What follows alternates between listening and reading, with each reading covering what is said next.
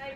Welcome to Day 7 of the 2018 Twin Cities Film Fest. I'm Miss Shannan, and we are here on our red carpet, brought to you by Skin Rejuvenation Clinic, and we have had a very busy film fest so far today, and of course, we have more things that are going on. We have a combination of documentaries, some feature films that are going on, and so our next film that is about to be on screen is the documentary Fire on the Hill. So we have our director, Brett Fallentine, and then we have our editor, Chase Kennedy. How are you guys gentlemen doing today? Doing very well, thank you. Okay, so I have a question for you, Brett. So I did look up your bio.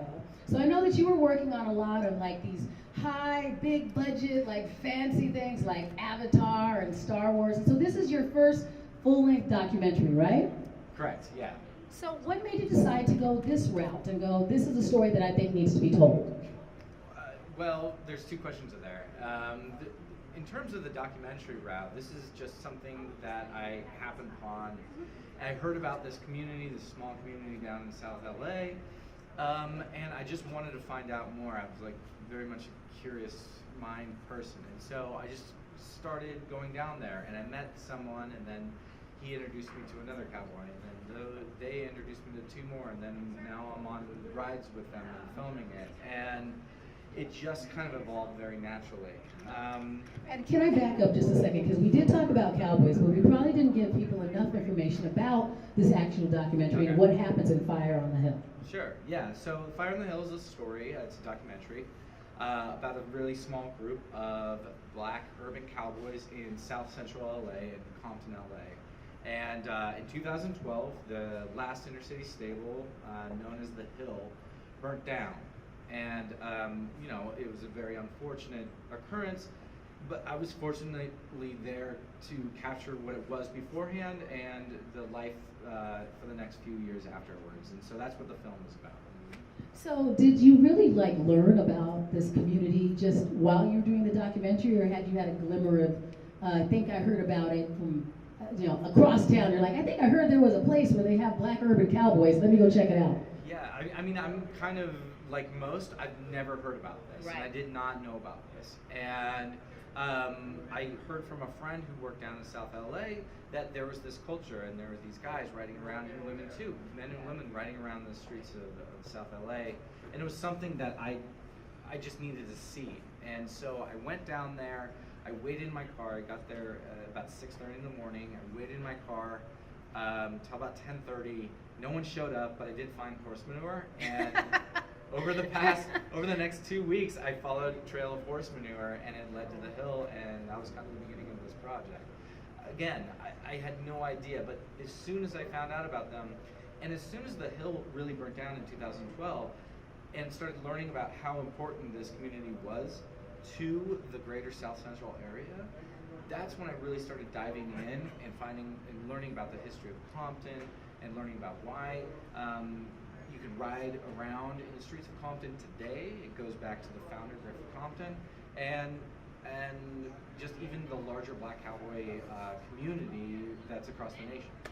And it sounds like this was obviously a very involved project. I'm sure that you had hours and hours and hours of footage that you needed to weed through, Chase. So how are you as the editor going, how do I help make this a story that people can follow and still engage? That was a huge process. I mean, it was probably, what, 300 hours of footage or something like that. So we went through iteration after iteration. It took us 2 years to sort of figure out what the spine of the story was, where we tried certain things. I mean, that was a challenge. I don't know if there's any certain way that I can describe how we got there. It was just a process of the two of us sitting in a room trying this out. Oh, do we want to do the history? Do we want to do this? Just like throwing things on the wall and seeing what sticks and trying, you know. Quite literally, like, we had a whole wall of our ideas, and I would say at the beginning, most of the editing just took place on paper, and with you and I talking about it, not even on the computer. You know, would you say? Would you agree? Oh yeah, absolutely. Sorry. So how do you come up with the decision of I'm going to present this as a singular piece of work versus a series when you have that many hours? How do you guys come up to that decision? I think we both kind of come from film and really had a vision of like, we want to make a film out of this. That was always the intention of, this is the, you know, that was probably the amount of story we felt like was there. Obviously we cut probably 40% of the story at some point, or we tried things, got rid of them, and we're like, that just doesn't fit. I don't know that we ever felt like there wasn't series here. A longer necessarily. story. Yeah. I mean, one of the things I think that was very conscious for Chase and I from the beginning was that we wanted to make this feel like a narrative documentary, and we really approached it like that. I mean, remember we have always approached the film as a 3-act structure, who are essential characters, which changed over the years, and the film itself is very stylistic. These guys, which is something that Chase and I both really wanted to make sure that it was a part of the film. These guys look at themselves as cowboys, right. and not only these guys, but the larger community.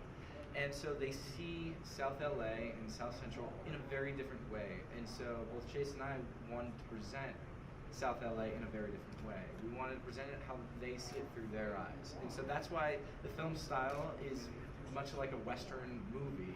And that was an experiment that we were doing. I was gonna say, to Brett's credit, he had a very strong vision of this is a Western. I want to make it like a Western. Everything we talked about early on was Western films, Western structure, Western style. And he beautifully shot it that way with that feel and that look, and that's unusual, especially with the documentary, to have such a strong visual vision for it. So that I think that's something that's really well. We appreciate you sharing this film with us. Do we know what the future holds for The Hill? So the Hill is still in the same place that it is at the end of the film.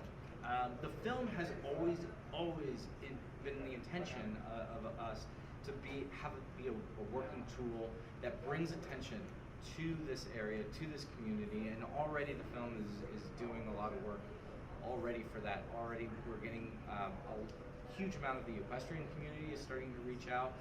It still needs help. So if anybody does want to take part in helping out and trying to bring this place back, which is it is so needed in this community, you can go to fireonthehill.la and you can find out where you can join and be a part of the Hill Foundation, which you find out in the film is a foundation that one of our subjects has started, and it is a foundation that is trying to help youth in South Central through equestrian activities, in gang prevention, and also sponsorship into rodeo life.